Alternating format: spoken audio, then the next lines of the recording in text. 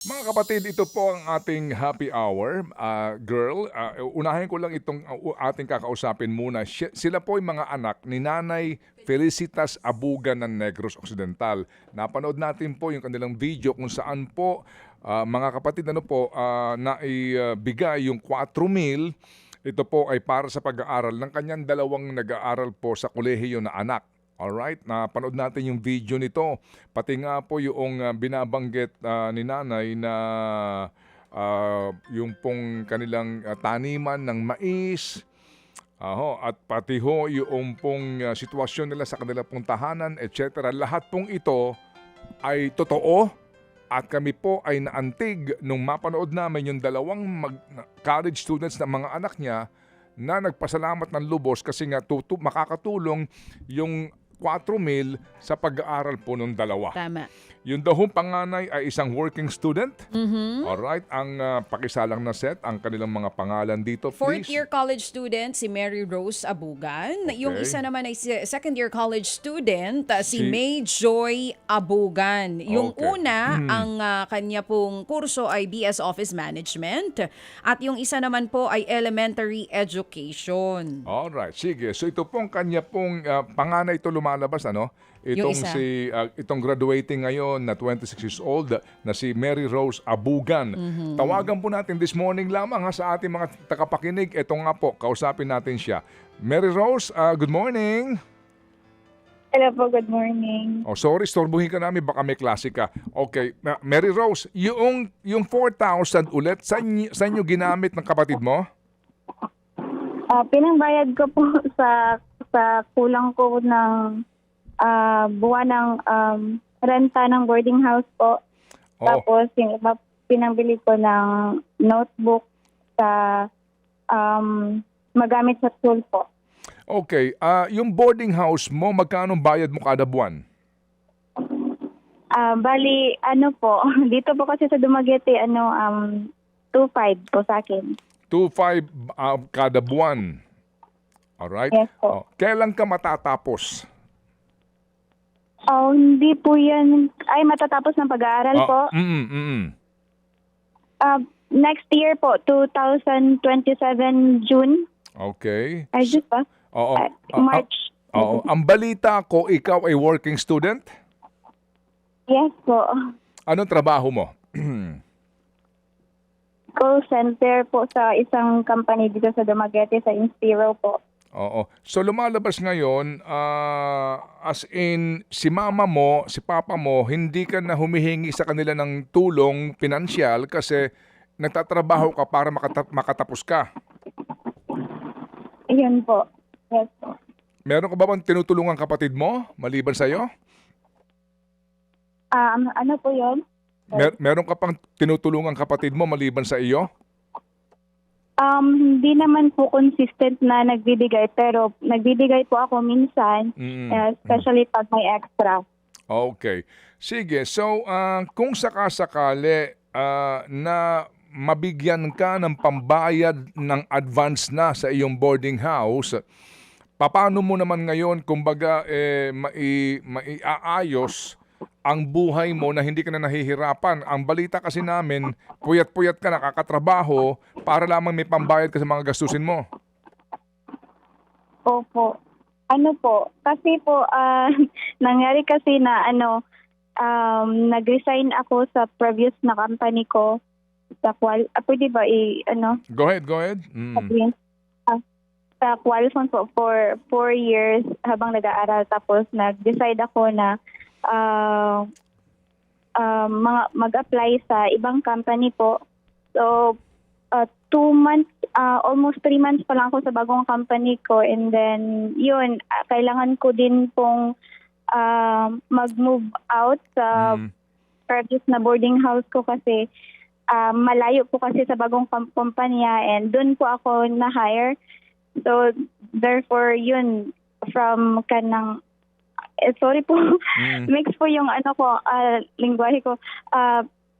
From 1/8 na kada buwan na Okay. rental bed space po. So, doon, namahalan ako na naging 2.5 kasi mas malapit doon sa bagong Okay. kumpanya na tinatrabuhan ko. Oo. At course po, kailangan kong, para ma-manage ko yung aking time, kailangan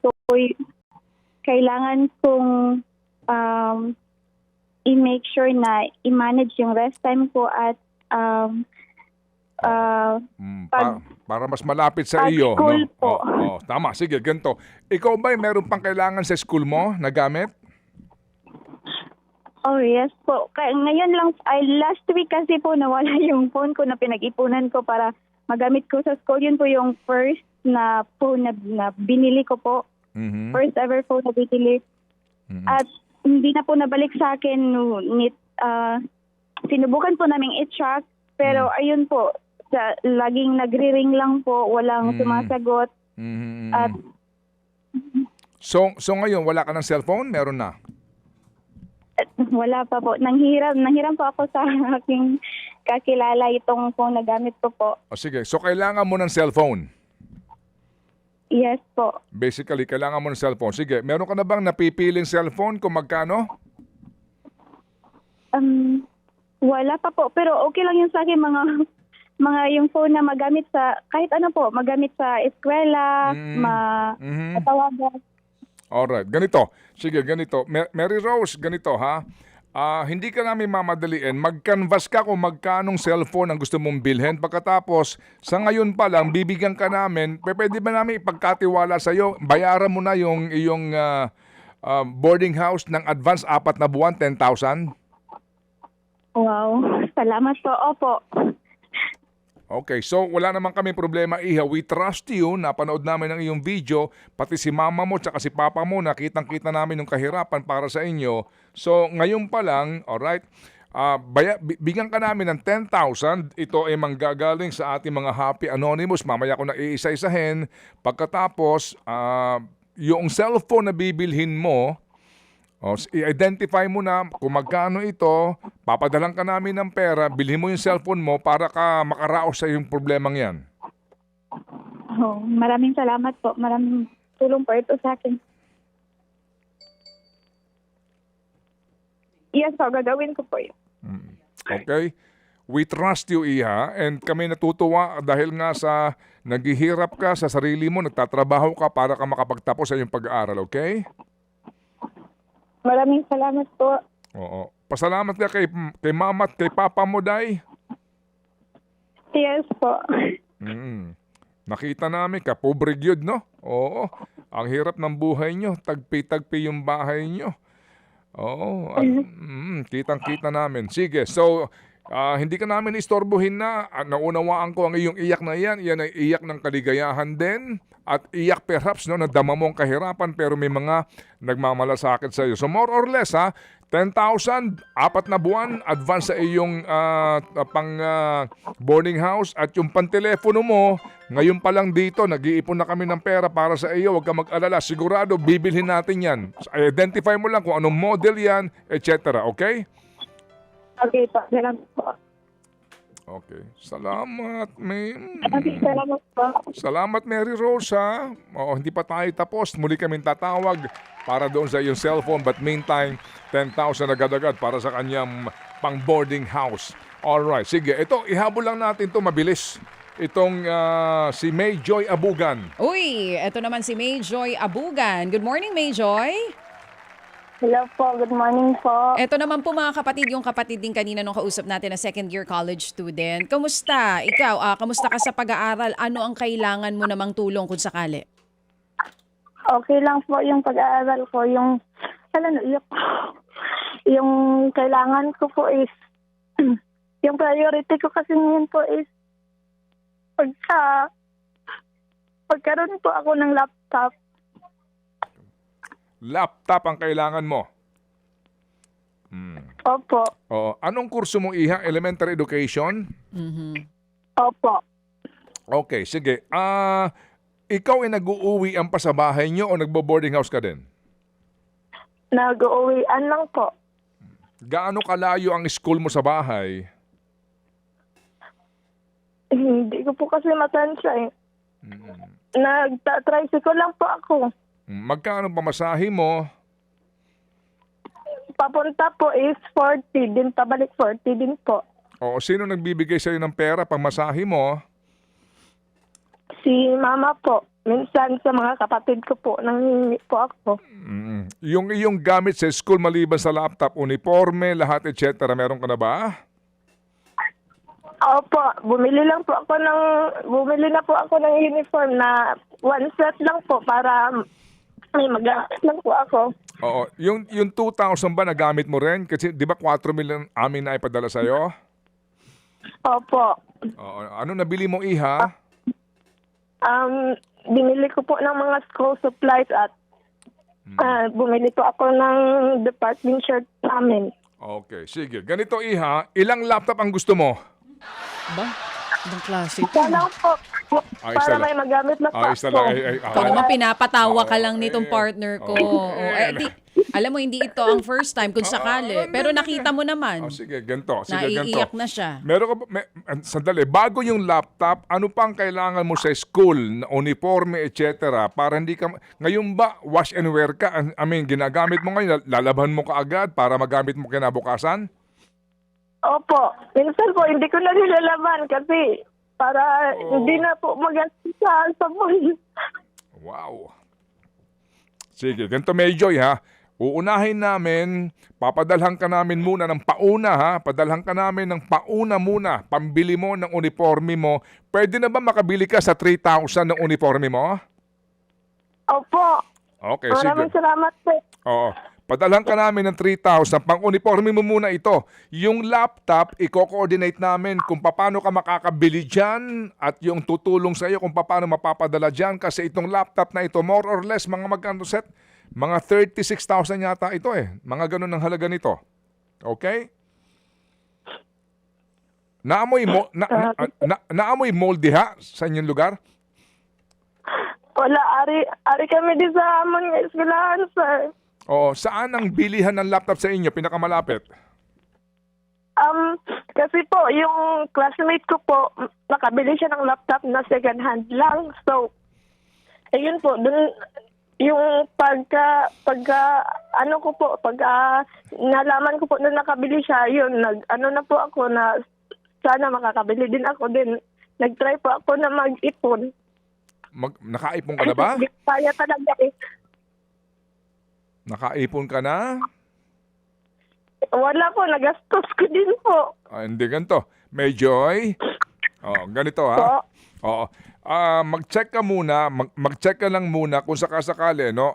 Paano, saan ang pinakamalapit na pwede ka makabili ng brand new na laptop, ha? Dito sa amin, mga 36,000 yun. So, dalawa ang option namin. Either ikaw na pabilihin namin dyan, o kaya naman gumawa kami ng paraan para makapagpahatid sa'yo ng laptop. Pero wag mong problemahin muna yon. Ang atin muna, yung uniforme mo, 3,000, bilhin mo na kaagad para hindi ginagamit mo ngayon. Bukas gagamitin mo ulit yung uniforme para ka makaraos sa stage na yun. Okay? Opo, salamat po. Pero yung laptop, sigurado na yan. Sure ball na yan. Meron ka na yan. It's just a matter of time kung saan tayo bibili. Okay? Maraming salamat po.